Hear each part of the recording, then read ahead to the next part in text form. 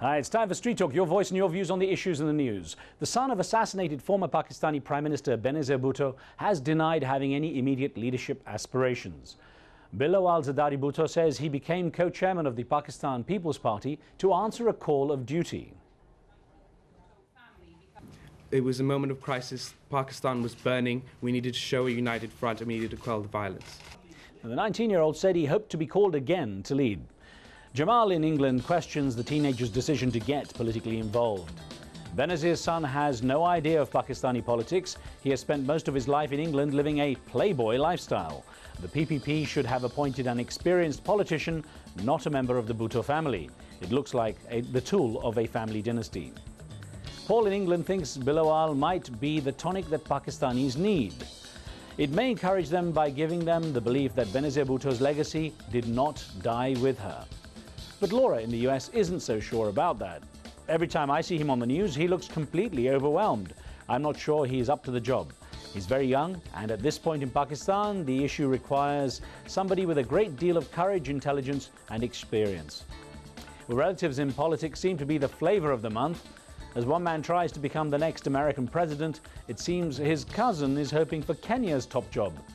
The country's opposition leader, Raila Odinga, says he and US Senator Barack Obama are both descended from the same Luo tribe.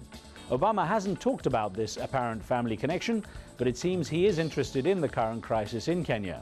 Odinga says the senator promised to ask President Mwai Kibaki to find a satisfactory solution to Kenya's political crisis.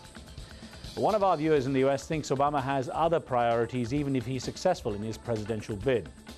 I don't think he'll get elected. If he is, I think the world will expect him to get involved, but he'll be too busy bombing Pakistan.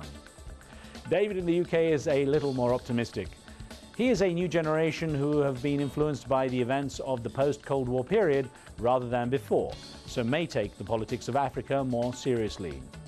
Jonathan, also in the UK, doesn't think the senator will make any difference. I have not read in great detail what he has said, but I am working on the general principle that US heads of state spend 90% of their time on home policy. A nice town in China is feeling the heat this year. Harbin was once a winter wonderland, but economic development has brought the town wealth, smog and sweat. The Ice Lantern Festival and Snow Sculpture Show has been shivering in Harbin for 24 years, but this winter it's sweltering from greenhouse gases. Climate change is also shrinking the country's high-altitude glaciers and soaking up reservoirs, but China still resists curbing its emissions growth. With their exhibits melting, the ice sculptors will probably find it's hard to find time to chill out. That's it until next time. Do keep sending in your questions and comments and point us to anything interesting or amusing for Street Talk. Remember, what you see here isn't necessarily the view of Al Jazeera, and some of the content's been edited, but for time and space reasons only. And that's the talk on the street.